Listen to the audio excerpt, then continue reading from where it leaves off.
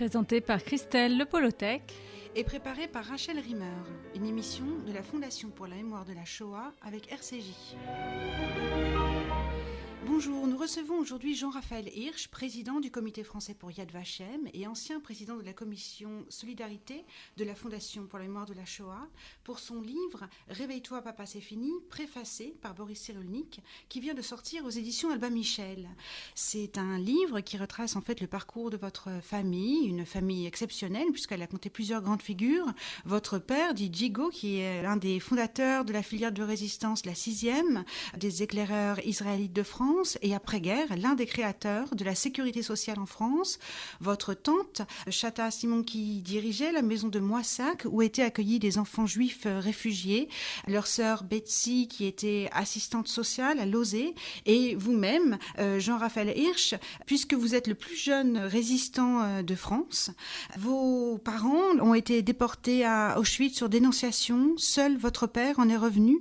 Vous avez donc été à la fois orphelin, enfant caché et fils de déportés, et c'est ce passé à la fois glorieux et douloureux que vous nous faites partager avec une grande sincérité dans votre livre. Alors peut-être on va commencer avec vous, Jean-Raphaël Hirsch, au commencement, et c'est-à-dire revenir sur le parcours de votre père qui est né en 1906 en Roumanie, c'est bien ça ? Exact. Mon père en effet est un jeune homme qui est né en Roumanie, d'une famille qui est en difficulté pour toutes sortes de raisons. D'abord, il y a moins d'argent à la maison, et c'est un euphémisme. Et puis, et surtout, la famille a été un peu décimée par une épidémie de fièvre typhoïde. Et enfin, le jeune homme est mis dans un lycée allemand en Roumanie, et où il y a essentiellement donc une discipline, une façon de voir le monde à l'allemande, et ça commence par le fait de casser la figure aux jeunes juifs. Il est quasiment le seul juif dans ce... Au début, ils sont quelques juifs, mais les années sont tellement rudes que finalement, ils se retrouvent seuls. Et ça rend service...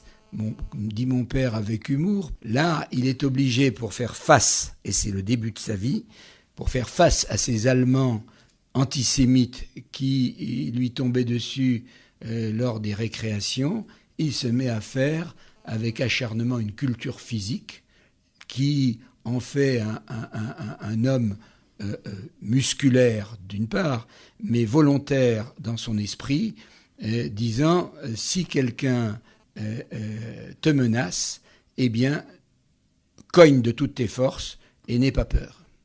Et c'est à cette période-là qu'il va se lier avec des amis qui vont l'accompagner par la suite en France. C'est bien ça ? Dans cette Roumanie, Transylvanie, les Juifs sont donc dans cette condition. Et mon père a depuis toujours ce sentiment, qu'il m'a transmis sans doute, d'être un chef d'équipe. Et par conséquent, il ne se conçoit pas seul. Il a apprécié ce que c'est que d'avoir quelques copains pour se battre. Et donc, il va créer la section locale d'Hachomer Hatzaïr, qui sont des jeunes avec une philosophie pour Israël et plutôt un petit peu discrètement de gauche peut-être, peu importe.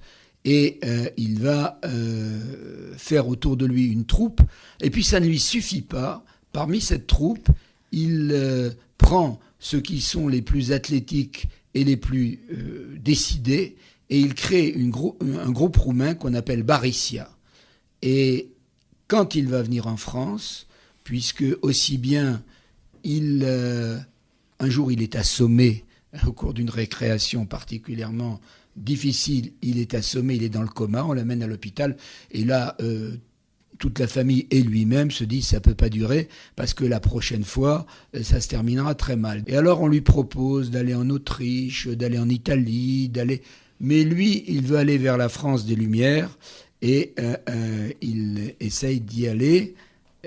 Il arrivera d'ailleurs avec 200 francs en poche, tout pauvre, mais il va amener rapidement, comme un bon juif roumain, toute sa famille, ses sœurs, ses frères, et puis son groupe de Barissia, qui vont être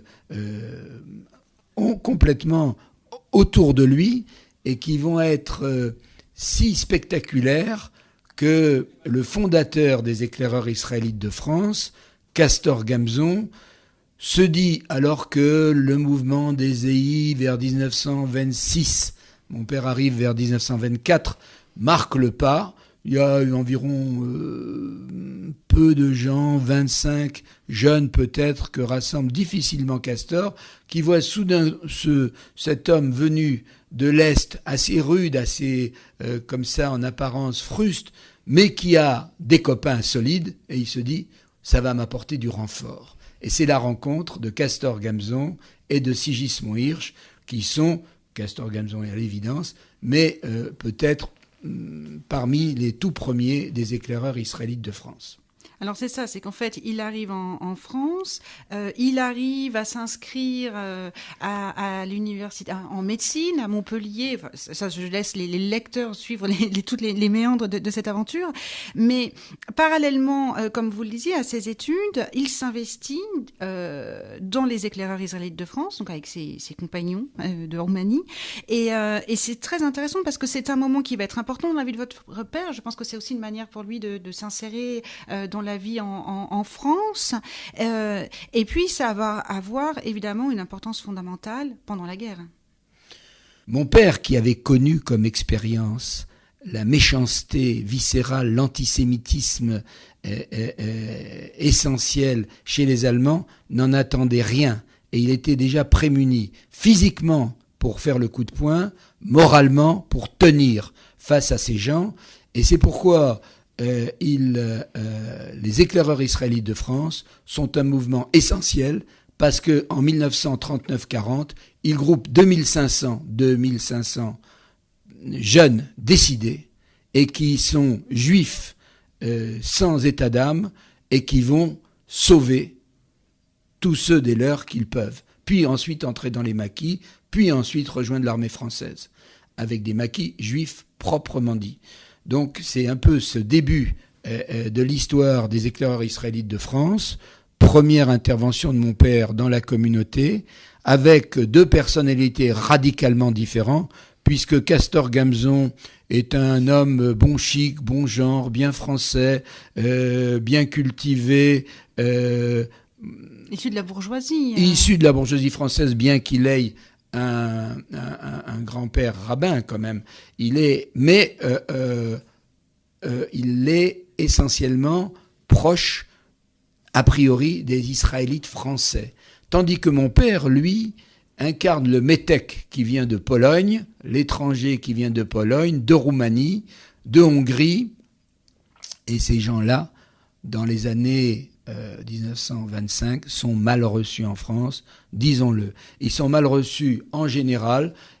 D'une part, on voit s'ébaucher ce que sera la crise de 1929, le chômage qui commence, des difficultés, mais ils sont reçus mal aussi par la communauté des Israélites bien français, et dans le livre, je décris comment on appréhende ces gens qui n'ont pas un bon genre et qui ensuite ont leur manière à eux. Imaginez que des jeunes se mettent tout d'un coup à défiler au pas cadencé dans les rues de Paris en tenue, en uniforme, comme s'ils préparaient une guerre, avec une troupe, et c'est un mot fort, une troupe d'éclaireurs israélites, en chantant de leur large poitrine des chants hébreux. Les rabbins sont effrayés, les bons juifs sont terrorisés en disant « vous allez ressusciter l'antisémitisme, on ne souhaite pas ça ».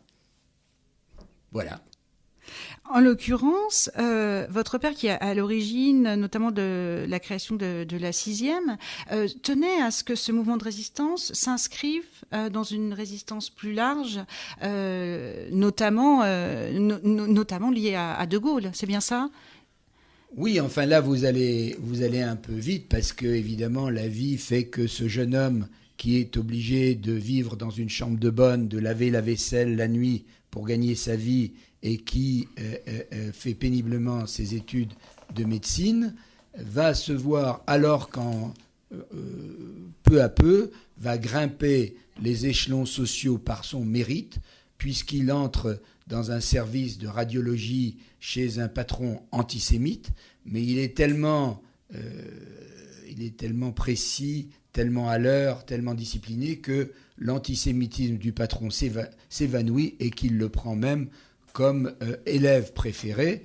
Et le Sigismond Hirsch va devenir médecin, ce qui est une très belle réussite. Mais en 1933, quand on était médecin avec des diplômes, on n'en était pas autorisé pour autant à exercer, car il fallait être naturalisé. Et on ne naturalisait pas facilement les gens à cette époque de difficulté. Eh bien, en 1933, mon père est à la fois médecin, naturalisé, et il peut exercer, et il rencontre sa femme. Ça fait beaucoup de choses. Et il a un fils. Voilà. Et il a un fils qui, dans une famille juive, son premier enfant étant un garçon, c'est tout à fait... l'univers commence à sourire à cet homme. Mais, 1933, le nazisme commence à mettre en place Hitler, et mon père assiste assez médusé à la montée du nazisme et au comportement d'une France qui n'a pas l'air de réaliser ce qui va lui arriver et qui fait tout pour minimiser les choses. Et mon père, lui, a une certaine prescience de ce qui va se passer. Alors, en ce qui concerne ce dont vous avez parlé, oui, il va travailler comme une brute et avoir un accident cardiaque et être réformé, mais il va quand même aller au service militaire. Il va y aller en rebelle parce qu'il va amener sa voiture, ce qui n'est pas autorisé. Sa voiture lui permet d'évacuer son régiment qui est encerclé en enlevant les sièges, en couchant des soldats avec leurs fusils et en faisant des passages et des passages jusqu'au moment où les Allemands criblent la voiture de balles. Et mon père est fait croix de guerre par le général Hunziger, qui était néanmoins antisémite. Il ne peut pas s'empêcher d'avoir ce geste. Et alors, c'est la débâcle. Et là, mon père arrive à Moissac, dans un centre qui va devenir essentiel, qui va devenir la citadelle des éclaireurs israélites de France, tenue par qui, je vous le demande, par sa sœur, par Chata Simon. Et quand on dit Chata Simon, on est un petit peu injuste, parce qu'elle a bel et bien un mari qui est solide, qui est lui aussi un fondateur des EI avec Castor, Bouli, Édouard Simon, qui est un homme exceptionnel. Et il se retrouve là, en pleine défaite du côté de Bordeaux, comme la moitié de la France. Il faut voir le film Week-end à Zuidcote pour se rendre compte de ce que ça a été, de ce que cette débâcle a été, avec les gens sur les routes mitraillés par des Stukas, des avions allemands, les gens éperdus. Et par un miracle, mon père tombe dans les bras de Castor, et alors il décide de ne pas aller rejoindre De Gaulle, mais de protéger la communauté juive et de la mettre en situation d'être la plus épargnée. Et donc, la première décision que prennent ces EI, c'est de faire un camp près de Moissac, Via Rose, qui va grouper 250 éclaireurs israélites de France, et ça va être là le début en effet de cette organisation juive EI que va être la 6e, en zone nord et en zone sud. À partir de Moissac, il va y avoir une organisation. Cette organisation va être celle des maisons d'enfants, qui a commencé en septembre 1939 et qui va cacher des enfants, recueillir d'abord des enfants, puis les cacher. Et là, le frère et la sœur ont un concept radicalement différent. Chata Simon avait commencé par faire des maisons d'enfants où l'on recueillait les enfants, comme je l'ai dit. Et quand mon père revient démobilisé, il lui dit « Tu sais, la France est vaincue, les Allemands occupent la France. Tu sais, ton histoire de maison d'enfants, c'est très très dangereux. Si jamais les Allemands rentre dans la maison, tous tes enfants vont être pris. Moi, je vais faire à 20 km de toi le secteur d'Auvillard. Je ne veux pas entendre parler de toi comme ça. Je vais cacher, moi, les gens dans les fermes, un par un, ou alors dans des couvents pour les filles. Mais si jamais on ne les prendra pas tous ensemble... Oui, il avait une prescience véritablement de ce qui pouvait arriver. Voilà. Et vous vous souvenez de la maison d'Isieux avec Madame Zlatine, qui avait bon cœur, mais ce n'était pas ça qu'il fallait faire. Et quand mes parents qui cache 400 enfants, 500 à Moissac, 400 à Haut-Villars. Et les deux fonctionnent de façon synchrone. Quand Chata veut cacher particulièrement quelqu'un, elle l'envoie à Haut-Villars. Et les gens commencent à avoir une formation à Moissac, puis ils vont à Haut-Villars. Et puis, mes parents sont arrêtés le 18 octobre 1943 par la Gestapo sur dénonciation d'un capitaine français vichysois. Et dans les jours qui viennent, Chata a compris le danger. Frères et sœurs ont une synergie fabuleuse et elle disperse immédiatement la maison de Moissac, d'autant plus qu'elle a eu quelques petites alertes. Et où est-ce qu'elle met les jeunes ? Dans les fermes qu'a préparées mon père. En l'occurrence, excusez-moi, mais j'aimerais qu'on revienne aussi un peu à vous, Jean-Raphaël Hirsch, parce que vous étiez actif à cette période-là. Vous étiez, donc on l'a dit, le plus jeune résistant de France. Oui. Qu'est-ce qu'il advient de vous quand vos parents sont déportés ?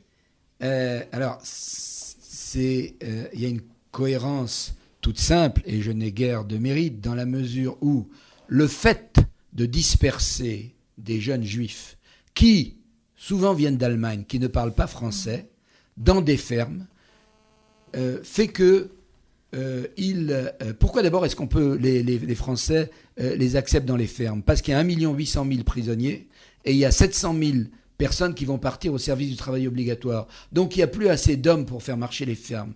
De sorte que d'avoir des employés gratuits comme ces jeunes qui ont 20 ans, les paysans sont preneurs. Voilà, à condition qu'ils n'aient pas à les payer. Oui, mais en dispersant les jeunes, ces jeunes qui sont des orphelins sans le savoir, car leurs parents ont déjà été déportés, ces jeunes qui n'ont pas de nouvelles, ont besoin de gens qui viennent tout de même leur parler. Et c'est ainsi que mon père, faute de mieux, dit à son fils, prends ce vélo et va relier un peu les uns aux autres. Et c'est moi qui deviens ainsi agent de liaison dans la résistance. On découvrira plus tard l'importance de ces agents de liaison qui, je dis pour rire, que l'armée des ombres a été au début une armée de cyclistes. Nonobstant l'immense respect qu'on doit avoir pour l'armée des ombres, mais c'est vrai qu'à vélo, le vélo ne fait pas de bruit, tout le monde sait faire du vélo, le vélo n'est pas cher, et un enfant en vélo devient un agent de liaison parfait parce qu'il n'attire pas l'attention. Sauf que cet enfant va être assez brillant pour ceci, parce qu'il y a une question de vie ou de mort. Quand on voit, par exemple, un jeune qui cherche à séduire une fermière dont le mari est en Allemagne et que la fermière n'est pas consentante, il faut que l'enfant qui va voir dise à son père « change-moi ce gars de là parce que ça va faire un drame ». Quand un jeune qui est caché et déprimé, il faut lui éviter d'aller dans un café, d'aller boire. Il faut éviter tout scandale.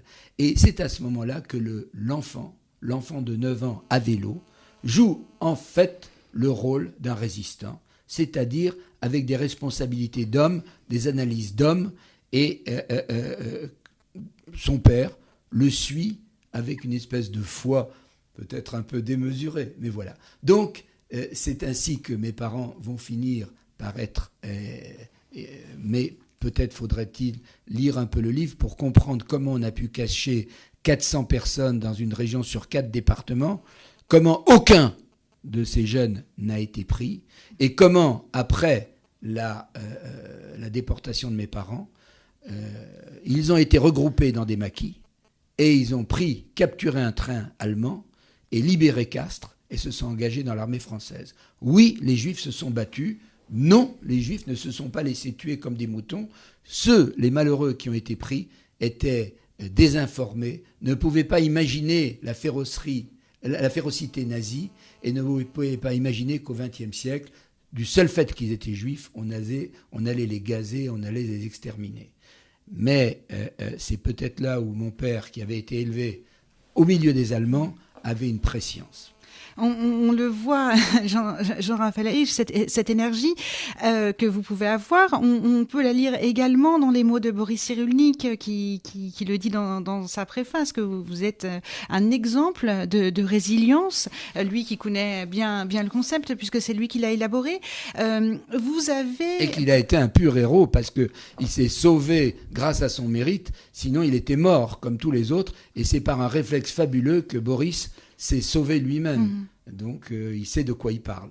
Mais vous-même, est-ce que vous avez eu conscience de ça, de ce processus de résilience? On l'a dit, votre mère est morte à Auschwitz, votre père, qui avait cette énergie incroyable que vous décrivez dans votre livre, après Auschwitz, est revenu, a continué à travailler, a fait une carrière incroyable, mais il était beaucoup changé. Vous dites même que vous vouliez, que c'était un peu votre rôle pour...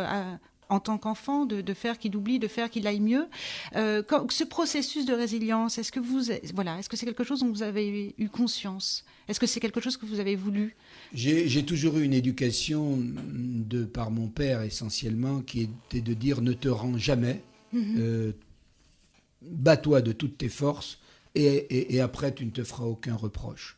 Il parlait beaucoup de Trompeldor ou de ces héros juifs qui n'avaient jamais cédé. Et donc, l'exemple de mon père a toujours été déterminant pour moi. Et quand il a été... J'ai fait comme ça de la résistance parce que j'obéissais à mon père. Et j'essayais d'y amener peut-être un esprit un peu adapté. Mais quand mes parents ont été pris, j'ai aidé à dissiper les papiers qui auraient pu faire prendre les 400 jeunes. Donc j'ai pris mon autonomie et puis j'ai été évacué parce que les Allemands me cherchaient jusqu'y compris dans un couvent où je leur ai échappé par miracle. Et j'ai été ensuite recueilli, tenez-vous bien, par un autre résistant dans les Bouches-du-Rhône. Et ça a recommencé, mais le docteur Jean Daniel, pour qui j'ai obtenu la médaille des Justes parmi les nations, m'a emmené dans les maquis. Et j'ai recommencé à servir comme ça. C'est un concours de circonstances, mais c'est aussi la formation solide de mon père, qui avait parfaitement appréhendé les Allemands quand il avait 17 ans, et qui m'avait transmis un certain nombre de valeurs, qui sont des valeurs peut-être juives, parce que c'était un éclaireur israélite de France, et des valeurs pour Israël, parce que c'était quelqu'un qui a toujours été pour recréer notre pays d'Israël. Je vous remercie beaucoup d'être venu, Jean-Raphaël Hirsch, et j'invite donc les auditeurs à lire votre livre « Réveille-toi, papa, c'est fini », qui est sorti aux éditions Albin Michel. C'était Mémoire vive.